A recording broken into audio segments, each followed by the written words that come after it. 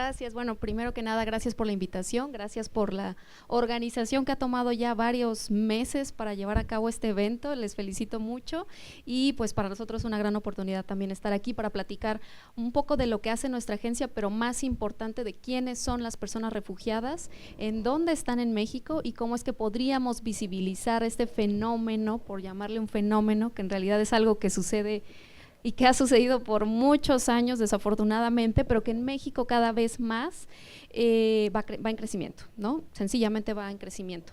Ahora, para nosotros es súper importante iniciar estas conversaciones en eventos, en reuniones privadas con algunos actores de gobierno, instituciones, organizaciones, en los términos, la terminología termina siendo una gran diferencia en el tratamiento que se da y en el acceso a derechos para muchas personas que se encuentran en tránsito o de manera permanente en este país.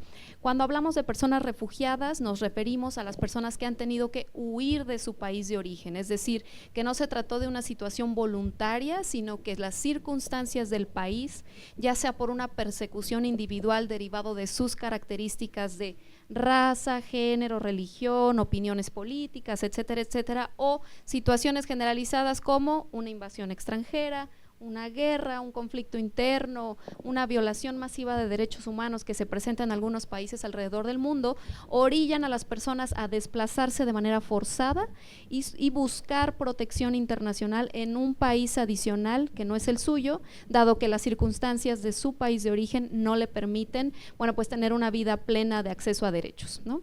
Nos referimos así a las personas refugiadas y me permito también hacer la aclaración de las personas migrantes, de cuándo estamos hablando de personas migrantes.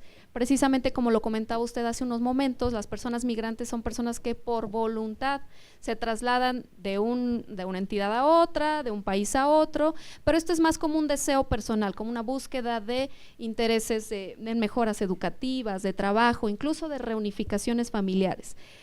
Por esto es muy importante hacer una distinción clara, no solo en la terminología, sino de qué implica que cuando estamos hablando de personas refugiadas, porque seguramente todos ustedes lo escuchan todo el tiempo en las noticias, ¿no? Están llegando miles de personas solicitando refugio o asilo, como también se suele llamar, y estas personas pues tienen una necesidad un tanto más apremiante, no porque los migrantes no la tengan, también en sus características las tienen, pero las personas refugiadas tienen la intención o la búsqueda de permanecer en el país, dado que no tienen otro lugar a donde regresar, ¿no? Entonces, en esto es una pieza muy clave del lenguaje.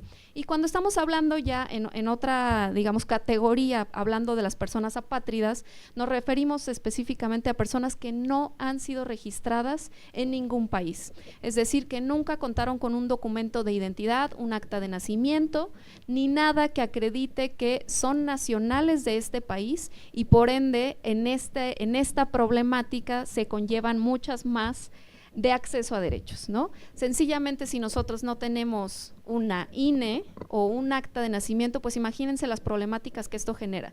Y esta es la situación desafortunadamente de miles de personas alrededor del mundo. Afortunadamente en México no es un problema tan constante ni en crecimiento, pero sí se presenta que además llegan a México personas apátridas que solicitan la condición de refugiado, es decir, dos niveles de dificultad, ¿no? Son apátridas, ningún país les reconoce y además en el país en donde vivieron toda su vida, digamos, de donde ellos se reconocen como nacionales, no pueden regresar, ¿no? Y entonces ahora en México tienen que iniciar trámites ante el Instituto Nacional de Migración o ante la Comisión Mexicana de Ayuda a Refugiados para generar las documentaciones necesarias que acrediten cualquiera de estos estatus, ¿no? Gaby, aunque sé que las preguntas van al final, pero creo que no sé si a los demás, pero creo que a mí me interesaría saber de qué orígenes son estas personas apátridas que se han identificado aquí en México. Sí, tengo dos casos muy claros en la mente. Primero es el caso de Nicaragua, hemos detectado algunos, y el segundo es un tanto más complicado, personas colombianas, muchas personas colombianas que crecieron en situaciones relacionadas con las FARC, que nacieron en estos campamentos o en estos lugares, ellos se identifican plenamente como personas colombianas, vivieron ahí toda su vida, pero dadas las condiciones o las características de estos grupos, nunca fueron acercados a una autoridad para que hicieran los registros correspondientes y ahora han tenido que salir del país, digo, algunos incluso atravesando por múltiples países, y esto dificulta muchísimo la situación, ¿no? Aquí en México se tiene que realizar, la determinación la realiza el Instituto Nacional de Migración, pero la evaluación la realiza la COMAR, la Comisión Mexicana. Esta evaluación pues conlleva entrevistas, identificación de documentación, pero desafortunadamente es súper complicado, ¿no? Generalmente no cuentan con ningún registro de nada y así han llevado sus vidas, ¿no? Hasta que ahora se enfrentan a la dificultad de ahora estar en otro país que les solicita un documento, ¿no? Un documento de identidad. Nancy, ahorita me hace recordar, no sé si ustedes, audiencia que están ahorita viéndonos, no sé si te había compartido a ti, pero que surgió, no sé si recuerdan, y que fue como viral, ahora ya ven que todo es viral, de una… como un barco, ¿no? Que está ahorita, que crearon en el Reino Unido precisamente para evitar todo este flujo migratorio, y que están ahí viviendo ahorita y que no sabemos en qué condiciones, no solamente está la noticia, pero de repente son como preguntas que ya van más allá del tema de la educación que nos ocupa el día de hoy, sino cómo los estamos viendo como seres humanos y cuáles son sus destinos, porque efectivamente, como tú bien lo mencionas, haciendo estas diferenciaciones, tendríamos también como que esta pregunta en ese sentido que hace la ACNUR a nivel internacional, como para vigilar que sus derechos sean protegidos antes de pasar al derecho de la educación. Yo hablaría de su derecho como ser humano, ¿no? De alimentación, de vestido, de casa, y posteriormente dar como que el brinco a poder hablar de otro tipo de accesos. Sí, bien, muchas gracias. Mira, es importante también tomar algo en cuenta. Nosotros no tenemos una función que obligue, orille a ningún país a tomar cierta postura frente a la situación de los refugiados en su país de origen. Pero hay algo muy claro, y es que muchos de los países en el mundo, la mayoría, se han adherido, han firmado tratados internacionales para el tratamiento de y muchos otros temas, y uno de ellos es la Convención de 1951. Es no solo la firma, sino la ratificación, y con esto los países están obligados a tener un tratamiento que dé acceso a los procedimientos de asilo en sus países de origen. Pero ¿qué pasa después? Una cosa es que sí, los países dicen, por supuesto, yo voy a recibir personas que busquen la condición de asilo, de refugio, pero internamente los países también tienen sus propias legislaciones que regulan cuál será el tratamiento frente a estas situaciones. Desafortunadamente esto pasa no solo en Gran Bretaña, sino en otros muchos países. No nos vamos muy lejos, en Estados Unidos es algo que pasa y cambia constantemente las políticas para lograr el acceso. Nuestra función como agencia, o lo que nosotros permanentemente estamos buscando, es garantizar la protección de los procedimientos de asilo de las personas que se han visto forzadas a huir de sus países de origen. Es decir, que nosotros velamos, hacemos acercamientos a las autoridades, trabajamos en conjunto con ellos, pero esto no quiere decir, la verdad es que esto lo facilitaría muchísimo si nosotros tuviéramos una función o la capacidad de orillarlos a que se respeten de tal y tal forma, ¿no? Como deberían de ser. No solo es el acceso al procedimiento, sino de acceso y qué pasa con tu vida mientras estás en el procedimiento. Suelen ser procedimientos muy largos, de meses, años en algunos países, incluso en México. ¿Qué pasa, no? ¿Cómo es que accedes a derechos? ¿En qué condiciones estás viviendo? Seguramente también lo han visto en algunos otros países, que existen campamentos de refugiados, es decir, que es este control que generan las autoridades de los países para la contención o el tratamiento de estos grupos de personas que llegan a solicitar la protección internacional, y pues definitivamente esto termina en determinación del país a donde llegan, ¿no? En este sentido podríamos hablar que ustedes, el trabajo sería como vigilar que estos estatutos internacionales se lleven a cabo, y en materia, y yéndonos ya ahora sí, en materia de educación, ¿cuáles serían estos accesos a los que ellos tienen ese derecho? Bien, sí, es el vigilar, es garantizar la protección y es el acompañar también a los gobiernos. En México, la ACNUR, que nuestra agencia tiene ya presencia desde hace 41 años. Esto surgió de la necesidad del desplazamiento masivo que hubo de personas centroamericanas en los 80s, a inicios de los 80s. Entonces se vio la necesidad de ambas cosas. Por un lado, el gobierno de México genera o crea la Comisión Mexicana de Ayuda a Refugiados para dar atención a todas estas personas. Digo, no era algo nuevo en este momento, lo hemos escuchado toda la vida, que si la guerra en España y entonces los exiliados o los de Chile o de muchos países en el mundo. Pero digamos, en la formalidad con la que actualmente lo conocemos, fue a partir de este periodo de tiempo, y es que también nosotros llegamos a México en este periodo de tiempo. Entonces trabajamos en conjunto principalmente con los gobiernos en los 3 niveles, pero también trabajamos con las organizaciones de la sociedad civil, muchas otras organizaciones que tratan o trabajan en acompañamiento de las personas refugiadas y de algunos temas en particular, como es el tema de la educación, ¿no? ¿Nos podrías dar un ejemplo de ese acompañamiento que se le hace al gobierno? Sí, por supuesto. De cualquier país. Ahorita no hablemos de México, sino un país. ¿Cuál sería ese acompañamiento que hace la ACNUR a través de las agencias que tiene ubicadas en distintas partes del mundo? Sí, es un acompañamiento tanto técnico como material, como en el tratamiento incluso de las personas. En algunos países el ACNUR tiene presencia y sencillamente ellos tienen toda la facultad del procedimiento de refugio, es decir, las incapacidades a veces técnicas o financieras de algunos países no permiten que ellos tengan una institución pública que atienda a esta población, y es entonces que el ACNUR directamente atiende a estas personas con autorización de los gobiernos, es decir, el ACNUR realiza el registro de las personas, realiza la elegibilidad de las personas y determina si la persona es o no refugiada para que cuente con la documentación que el gobierno le permita, ¿no? Este es el caso de algunos países o algunos otros en sencillamente el tratamiento, ¿no?, de algunos campamentos, de algunos apoyos financieros para las poblaciones, albergues, etcétera, etcétera. En México en ambos lados, ¿no?, tanto con gobierno como con organizaciones.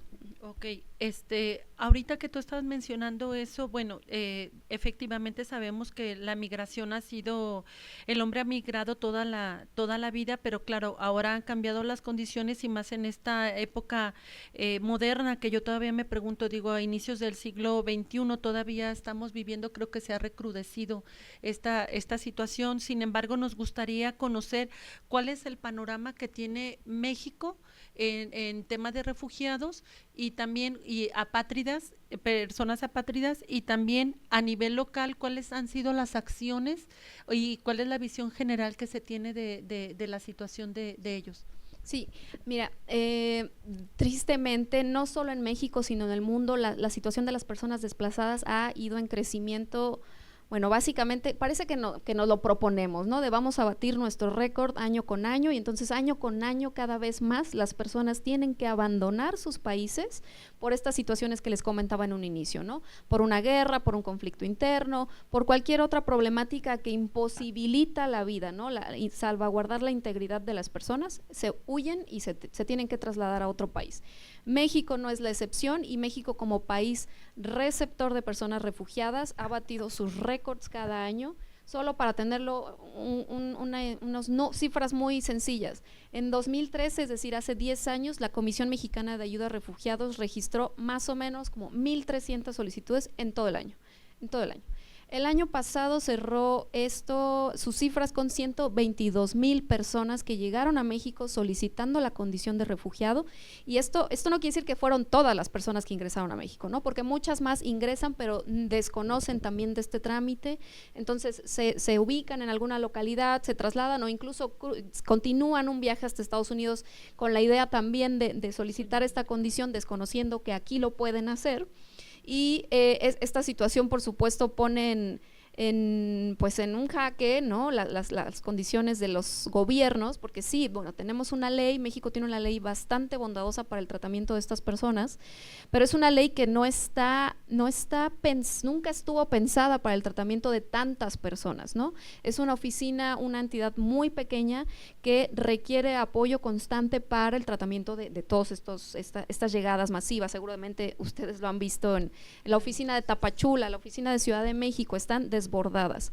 Nosotros creemos que esto es algo que va a continuar, y esto está registrándose día a día de las personas que están cruzando Centroamérica o que están cruzando esta selva peligrosísima del Darién, que se encuentra al sur en la frontera de Sudamérica, y que continúan los flujos, los autobuses que se están trasladando y registrando para allá, por lo que no estimamos que esta situación vaya a cambiar. Y no se trata solo de personas que vienen de Latinoamérica, sino que están llegando de muchas otras partes del mundo, pero que en esta ruta ha sido muy fácil para ellos, por lo que no estimamos que mejore o que disminuya, ¿no?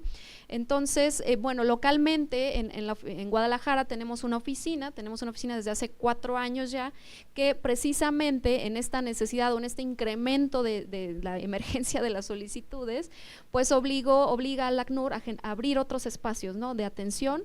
Guadalajara tradicionalmente ha sido un lugar en donde de migraciones en general y de desplazamientos, ¿no? Mexicanos que de Jalisco se llevan a Estados Unidos, que retornan, que se reciben también de otras entidades del país, pero que también es un lugar de llegada de refugiados, y refugiados que por ya incluso lazos familiares, por estas ya de antigüedad, digamos, deciden deciden establecerse aquí.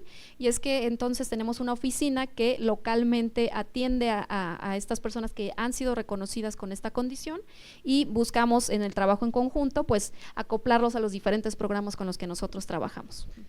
Ahorita me quedo pensando que una de las rutas de atención que tenemos, yo creo que todas las instancias públicas y las asociaciones civiles sería como que entablar como que una sola como que estadística, ¿no? De cuánto es el número de personas que están llegando al país, en qué condiciones están llegando, porque, por ejemplo, hace rato tuvimos a otra de nuestras ponentes que nos dan otras cifras.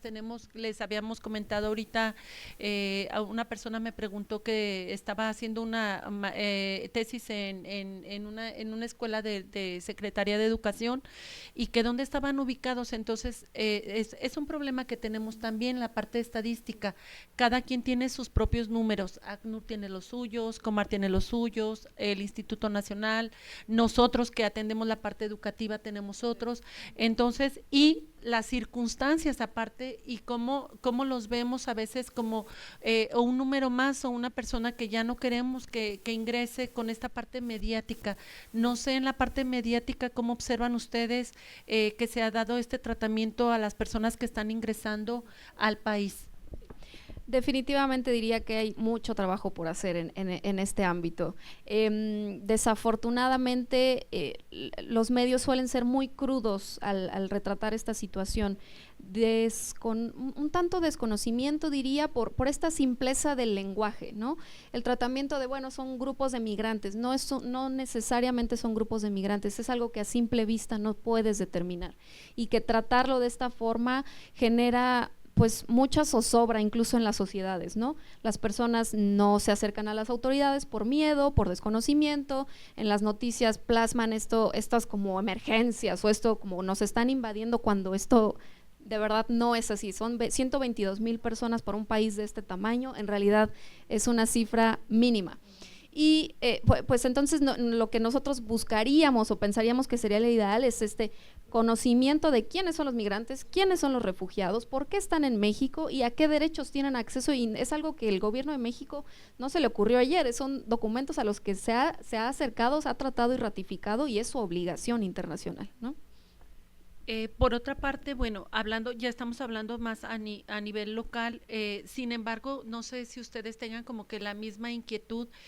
Tú nos hablas a mediados casi a finales de siglo pasado, de estas migraciones, de estos flujos migratorios de Latinoamérica, pero ustedes que están más cercano, nosotros, bueno, cuando entrevistamos a nuestros usuarios que solicitan revalidaciones para incorporarse a la vida académica, pues nada más nos dicen, ¿verdad?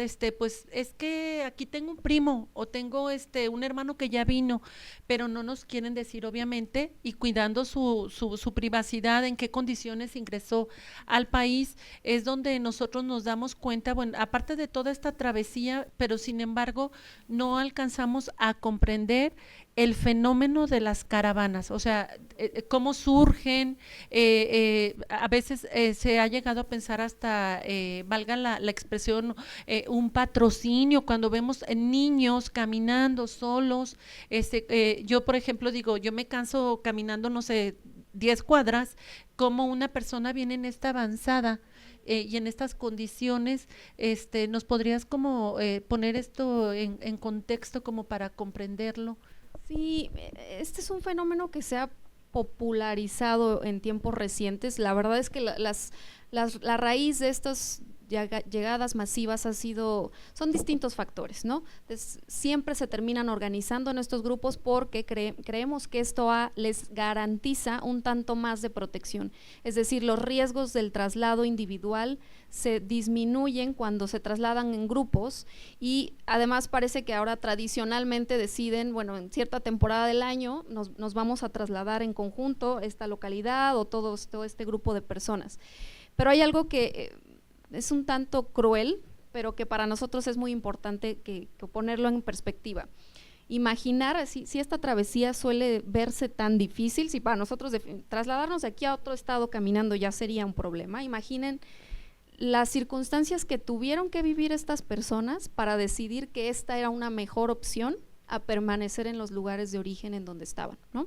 Muchas veces, y esto lo digo referentes específicamente a personas procedentes de Honduras, Salvador y un poco de Guatemala también, ¿en qué circunstancias estaban viviendo que decidieron mejor nos vamos, nos llevamos a los niños caminando y buscamos la protección en otro país? Puede ser México, muchos de ellos permanecieron aquí, o nos vamos hasta Estados Unidos también con este ideal ya también de llegar hasta Estados Unidos, en lugar de permanecer en nuestros países de origen, ¿no? Entonces, para nosotros lo importante es que, bueno, una vez ingresando a México, se garanticen los derechos con los que cuentan estas personas, se proteja lo más posible cosas de necesidades básicas inmediatas como la salud, el tener albergues, lugares en donde quedarse, y por supuesto, y con mucha más fuerza, las personas que deseen solicitar la condición en México, les sea garantizado este derecho.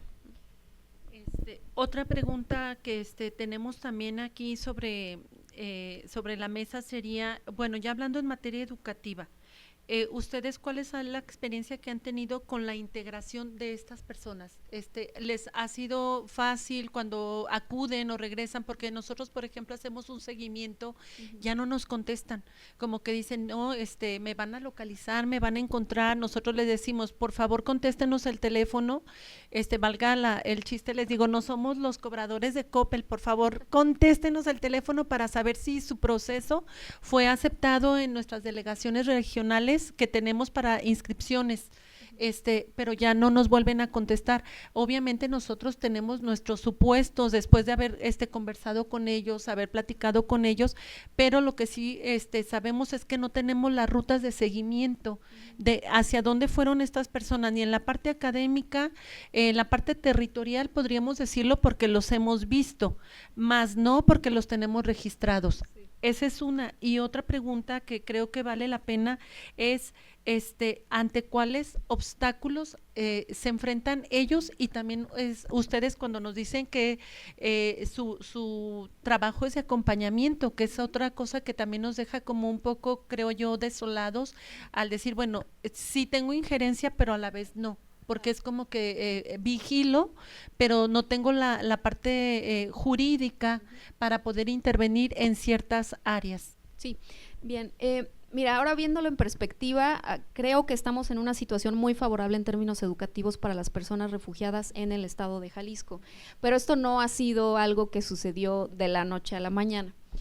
Definitivamente algo que cambió el blanco del negro, por así decirlo sencillamente, fue la firma de una carta con el gobierno del estado de Jalisco para la protección y atención a personas solicitantes y refugiadas en la entidad. Esta carta se firmó en noviembre de 2021 con nuestra oficina, y a partir de esto, bueno, esta es una carta que genera voluntades del gobierno estatal, pues para brindar protección, para facilitar los trámites, ¿no? Incluso para reconocer la documentación con la la que vienen, es tema clásico, y a partir de esto es que nosotros también abrió la pauta para que pudiéramos tener un acercamiento mucho más claro con otros espacios educativos, de distintos niveles educativos, de distintos niveles de gobierno, y a partir de este trabajo de talleres, pláticas de sensibilización, charlas para que conozcan los documentos, para que conozcan quién es un refugiado y quién es un migrante, es un refugiado y tiene estas características muy particulares, es que hemos logrado que cada vez menos tengamos que intervenir individualmente para que las personas accedan a los centros educativos, ¿no? Solía ser un tanto más complicado, pero ahora más bien ya nos enteramos de las buenas noticias tenemos ahorita una persona, y me encanta dar este ejemplo, que nos acabamos de enterar que ahora está haciendo un doctorado en la Universidad de Guadalajara. Nosotros no tuvimos que hacer absolutamente nada, vaya, nosotros ni nos enteramos ya cuando lo está haciendo, ¿no? Y esto no es algo que sucedió de la noche a la mañana, ha sido un trabajo constante, pero definitivamente es algo que hemos visto que sí ha cambiado, que sí ha, digamos, generalizado esta visión del derecho que tienen estas personas, que no por ser extranjeras pues les tienen que poner las trabas y cada vez disminuir los obstáculos, ¿no? Y con esto me voy a, pues sí, definitivamente siguen los obstáculos, no es algo que pase únicamente en el estado de Jalisco, sino que pasa a nivel nacional. El reconocimiento de la documentación, ¿no? Las personas tienen el derecho de estar acá, una vez que inician un trámite se les otorga un documento que dice persona solicitante de la condición de refugiado. Migración le otorga una tarjeta que dice tarjeta de visitante por razones humanitarias, pero bueno, ¿quién de ustedes o qué tan común es ver todos esos documentos, ¿no? Y ahora si llega esta persona y me dice, oye, quiero inscribir a mis hijos, pero nada más traigo este CURP que es rojo, pues, igual uno no entiende, no se saca de onda porque desconocemos que tienen estas características, pero son documentos válidos, ¿no? El CURP de ellos es rojo y esto no lo sabemos, algo tan sencillo, pero que obstaculiza día a día. Bueno, entonces ya tienen que entrar ellos en una charla con el centro educativo, ¿no? Es que sí, este es un documento válido, me lo dieron aquí, yo cuento con esto, ¿no? Bueno, si tiene buena labor de convencimiento, pues lo logra, ¿no? Y logra que los niños accedan o ellos mismos accedan a los centros educativos. En el peor de los casos, bueno, se acercan a nosotros y nos dicen, ¿sabes qué? No me dejan inscribir a los niños, o me dejan inscribir, pero no me quieren dar ahora la documentación que acredita que cursaron el año, y es que nosotros, bueno, ya tenemos que hacer un acercamiento, ¿no? En ese sentido, Nancy, no hablando, bueno, sí, me gustaría replantearlo.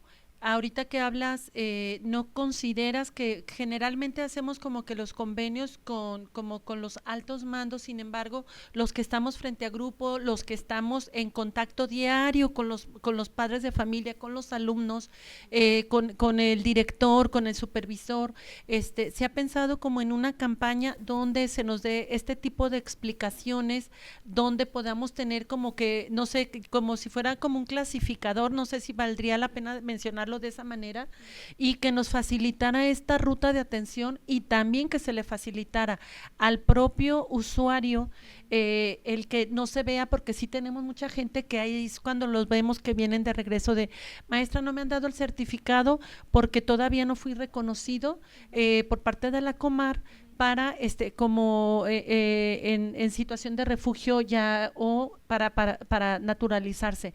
Y yo digo, pero es que ya pasaron 6 años, ya era que ya debería de haber terminado su primaria y otorgarle su certificado porque así lo está marcando la ley. Entonces, ¿de qué manera podríamos resolver desde la ACNUR, desde las secretarías de educación, junto con la comunidad educativa, que esto se difunda y que esto aparte se haga una política pública? No solamente que tengamos estos estatutos o estos tratados que no llegan a ser una política pública que realmente le den este derecho, porque una cosa es haber transitado 3 años en la secundaria, otros en la prepa y luego en el preescolar, y finalmente lleguemos a la conclusión de ese ciclo de vida y que te digan que no tienes el certificado. Es muy frustrante también para los propios personas que están en estas condiciones y para el maestro y para el directivo que dice, ¿qué hago? ¿Hacia dónde me muevo?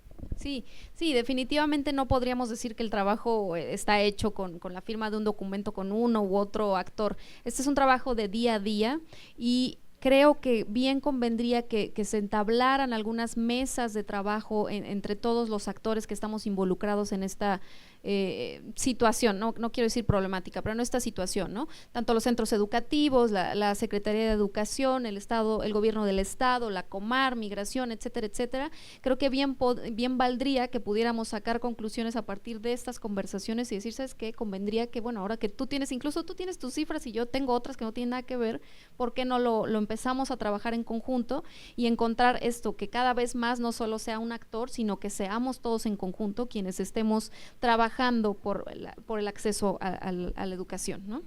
Sí, que es lo que nos ocupa y que nos preocupa para estas mesas de trabajo, que como ya creo que lo he repetido en varias ocasiones, son temas que no se abordan, pero que sabemos que los tenemos en nuestras escuelas y de repente o les decimos, sabes que no te puedo atender porque pues no cumples con los requisitos. No queremos alumnos que después que estén fuera de la escuela. Esa es una meta que tenemos en Provem Jalisco, en la Subsecretaría de Educación Básica. Hemos tenido la gran oportunidad de darle este giro donde ya no hablemos de los binacionales, que son los que transitan entre una y otra frontera, sino los transnacionales. Estas personas con todas estas características que tú nos acabas ya de mencionar y nosotros ponentes, pero también donde participen los propios docentes, ¿no? Donde existan estas capacitaciones, estas brigadas donde podamos incorporarnos tú decías hace unos tantos años, pero ahorita estamos viendo estas caravanas, qué es lo que nos espera en el futuro, y cuáles serían las recomendaciones que nos podrías dar como docentes para poderlas poner en práctica a corto plazo, porque yo digo que esto ya es como una bomba de tiempo para que nosotros estemos preparados y decir, yo conozco este acuerdo, yo conozco este estatuto, yo sé cómo voy a tratar a este alumno, a esta familia, sé que van a concluir la escuela. Creo que a nosotros, nuestra visión debe de ser la conclusión de la escuela y no tener tanto joven en la calle, porque después se va a convertir en otro problema de materia pública que no vamos a poder controlar. Entonces, no sé qué recomendaciones nos podrías hacer como para cerrar esta parte y pasar a preguntas y respuestas. Sí, muchas gracias. Rápidamente, compartimos la misión. Para nosotros también el acceso a la educación es uno de los objetivos principales, de las soluciones que buscamos en las personas refugiadas. Creo que también es importante que si algún maestro detecta que esta situación o que está recibiendo personas refugiadas y tiene un desconocimiento, sencillamente nos acercamos y nosotros directamente hemos ido a dar estos talleres de sensibilización a diferentes espacios educativos de todos los niveles. Esto a veces por un llamado del centro educativo directamente y por otras circunstancias que más bien son desafortunadas, pero se presentan algunos casos de discriminación en contra de las personas refugiadas, es que nosotros nos enteramos y buscamos a las autoridades educativas de estos planteles para tener un acercamiento y no solo con los maestros, con los directores, etcétera, sino también con los niños, ¿no? Que suelen ser niños con quien se presenta esta situación, que parece por burlas o parece algo muy sencillo y suelen hacer uso de estos lenguajes que están en discriminación de las personas refugiadas.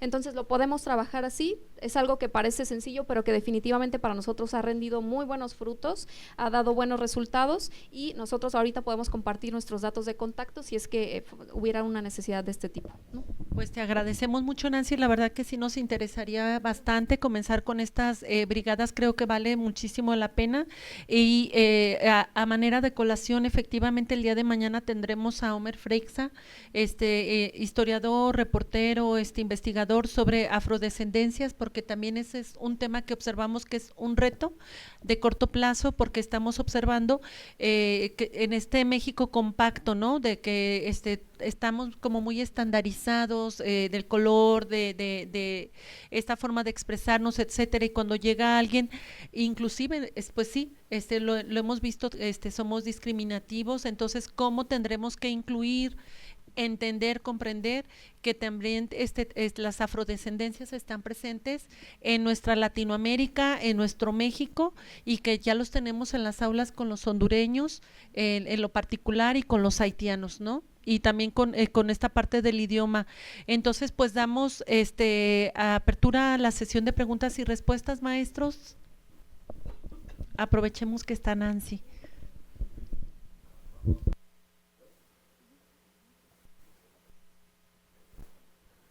Buenas tardes, mi nombre es José. También tengo un poco de injerencia sobre el tema de investigación de migración. En su momento trabajé o estuve inmerso con Sudimer, allá en México, en las oficinas. Y bueno, basado en el contexto, dos preguntas y para que haya un poquito de variante, y creo que es como algo reflexivo basado en lo que estoy haciendo de investigación. ¿Dónde están las oficinas del ACNUR, aquí en Jalisco, en Guadalajara? Estamos sobre Avenida José Guadalupe 1, en la Colonia Americana. Cerca del consulado americano. Ajá, ajá, de dónde sacas las… hacia abajo, ¿no? Sí, más para arriba, por América y Avenida La Paz. Ya. Bueno, mi trabajo se basa en la deserción, bueno, la migración como foco de la deserción escolar a nivel primaria. Yo soy docente de nivel primaria. El contexto es Tonalá, muchos migrantes pues de las entidades de aquí de México, de otros estados, entidades federativas, llegan a Jalisco por motivos pues de conveniencia, se van a otros estados por cuestiones económicas. Estuve revisando un autor que se llama Johan Galtung y él habla sobre algunos componentes sobre la exposición al por qué migran, por qué se van o hay inmigración. Entonces, cuando yo realicé el trabajo allá en la UNAM con el Instituto de Investigaciones Jurídicas, allá en el Sudimer, yo planteaba una hipótesis basada en el por qué el que llega no se le puede dar un tecnicismo como una credencial, basado en la inclusión, por eso la referencia de lo educativo. Nosotros decíamos o planteamos ahí en el grupo de trabajo que el migrante, ¿por qué no se le podía dar una carga técnica de especialización, a lo mejor industrial, agrónoma o artesanal? Digo, meterlos como a estudiar alguna carrera técnica, o a una primaria técnica o una secundaria técnica, por así decirles, ¿sabes qué? Pues tú eres hábil para cambiar la llanta de un auto, pues ¿qué te parece si te enfocas a la mecánica? Igual, si no hay espacio para el asilo en este país, posiblemente te pudiéramos buscar o se pudiera vincular en otro país, pero ya con un referente de seguimiento pues ahora sí que con el número, pues, digo, contemplando la idea de que el ACNUR, digo, cuando me tocó conocerlo allá en la unidad de siglo XXI en Tapachula, sí es como que un poquito más alejada el tema de solamente es lo macrosocial en forma de contexto de vida que lo educativo. No sé, ahí fue por el lado donde le entramos, hicimos la propuesta, trabajamos la hipótesis sobre que sería funcional darle formación académica al migrante para que él decidiera si es necesario ir al extranjero, hacia el norte o hacia el sur, o meramente regresar a su país de origen o quedarse aquí en México, pero en México con el sentido del seguimiento de que sabes dónde está él, basándose en la industria del norte, que es Tamaulipas, Monterrey, cosas así. Entonces es como mi idea sobre el por qué no visualizar la ayuda del migrante de esa característica. Bien, mira, te voy a platicar de nuestra labor principal en Guadalajara. Aquí operamos un programa que se llama Programa de Integración Local. Este programa lleva trabajando ya 5 años el ACNUR en México y lo que busca es que las personas, que no se queden, te doy un documento que dice que eres un refugiado, sino qué va a pasar con el resto de tu vida ahora que decidiste permanecer en este país, ¿no?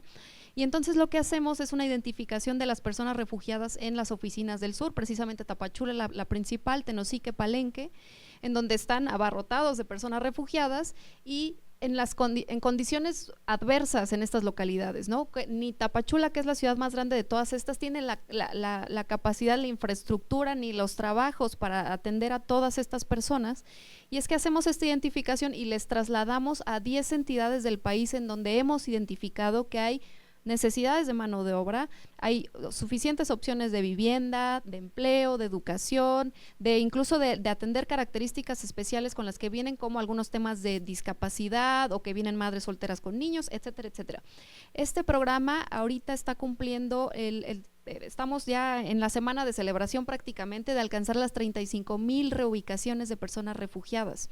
Y estas reubicaciones conllevan no solo un traslado a la ciudad de destino, que es Guadalajara en este caso, sino un seguimiento un seguimiento durante algunos meses para asegurarnos que esta persona sea integrado plenamente a esta localidad o a esta ciudad a donde le llevamos de destino. Y con esta identificación, pues nos lleva un trabajo detrás grandísimo. Precisamente uno de ellos es conocer a qué se dedicaban estas personas en su país de origen para más o menos acercarles, en las medidas de nuestras posibilidades también, a lugares que correspondan a esta experiencia con la que ya tienen, porque sería lo más sencillo, ¿no? Si se dedicaba a la agricultura, pues hay que acompañarle a que trabaje en una de estas empresas de agricultura, o era mesero, o era lo que sea, ¿no? Entonces este programa lo llevamos haciendo aquí en Guadalajara desde el 2019 también precisamente. Recibimos personas de manera recurrente, de manera en un calendario que ahí tenemos, les recibimos, les acercamos a las empresas son empresas con las que ya hemos trabajado, que son solidarias, que reconocen documentos, características, etcétera, les reciben, los contratan, y también los centros educativos. Es decir, que sí hay una labor similar a esto que estás planteando, que se realiza ya en México desde hace algunos años, y que además México es el único país en el mundo en el que ACNUR opera un programa como este. Para nosotros es un programa súper exitoso, todavía el siguiente año va a continuar, no sabemos después qué va a pasar, pero hemos identificado que esta es una gran opción para las personas que han llegado a México, porque México, no, de verdad, 122,000 personas para un país tan grande no es nada. Hay una escasez, hay una de mano de obra. Creemos que no, pero es real.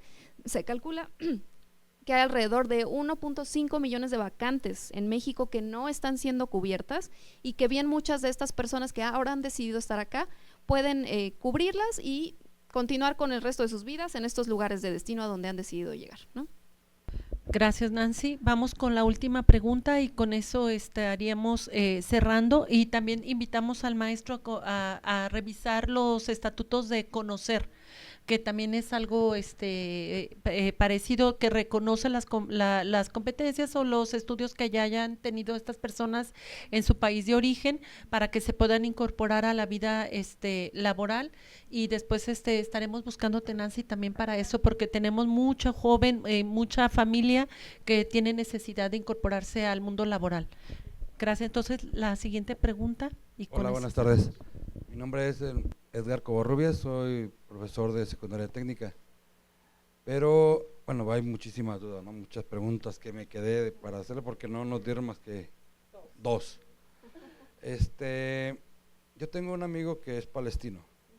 Él acaba de salir el 2019 de Palestina, se viene a México a querer ser boxeador, pero ahora que quiso regresar a su país, pues está en guerra y ahorita es imposible ir para allá.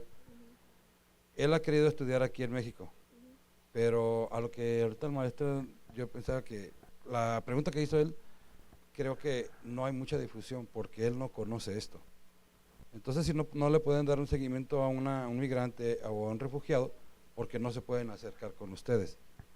Yo desconozco dónde están las oficinas, ya me dijeron que por Santo Coyote, y sí vamos a ir a buscarlo, porque quiero ayudar a este muchacho a que adquiera su educación en México, porque él perdió todos los papeles, su casa la derribó una bomba, entonces…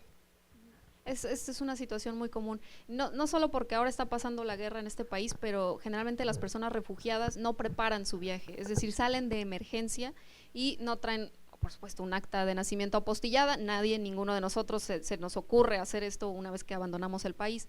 Mi recomendación sería que se acerque primero a la Comisión Mexicana de Ayuda a Refugiados. Ellos tienen oficinas en Parque Alcalde, justo en la esquinita donde está el Parque Alcalde, no sé la ubicación exacta, pero ahorita se la damos. Ahí puede iniciar una solicitud primero para iniciar un procedimiento de reconocimiento de la condición de refugiado, alegando precisamente esto: yo abandoné mi país por otras circunstancias, las que sea, pero ahora hay algo que no me permite regresar, y es por esto que el gobierno de México podría otorgarle la protección internacional. Con esta protección internacional, su amigo podría acceder a la diferente documentación que esto conlleva, incluyendo hasta una residencia permanente en caso de serle reconocida la condición, y con esto, por supuesto, acceder a todos los derechos con los que uno cuenta. Básicamente tienen todos los que nosotros tenemos como mexicanos, excepto votar, una vez que cuentan con esta documentación, y con esto facilitaría pues no solo el tema educativo, sino cualquier otro que esté teniendo en este momento en tema por legal, ¿no? Pues con esto damos por cerrado. Si gustan, en un ratito más, ya que nos desocupemos y que Nancy todavía tiene un espacio para atenderlos, y si no, también tenemos el directorio de ellos, si nos permiten compartírselos, para que se acerquen, y también está, como ya les hemos compartido, ahí Provem en Torre de Educación, en el piso 7, para estarles apoyando, y trabajamos de manera en conjunto con todas estas organizaciones. Es la primera vez pues que obviamente nos acercamos a ACNUR. Agradecemos de verdad que nos hayan dicho que sí, escucharlos, la verdad que nos abre otro panorama en la parte académica y también en la parte social. Pues queremos agradecerle a Nancy por su participación en este primer encuentro de educación. Le ofrecemos su constancia. Muchas gracias.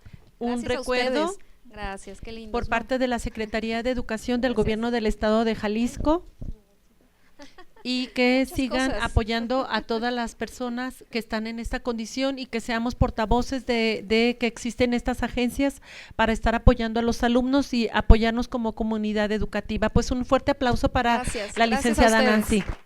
Gracias.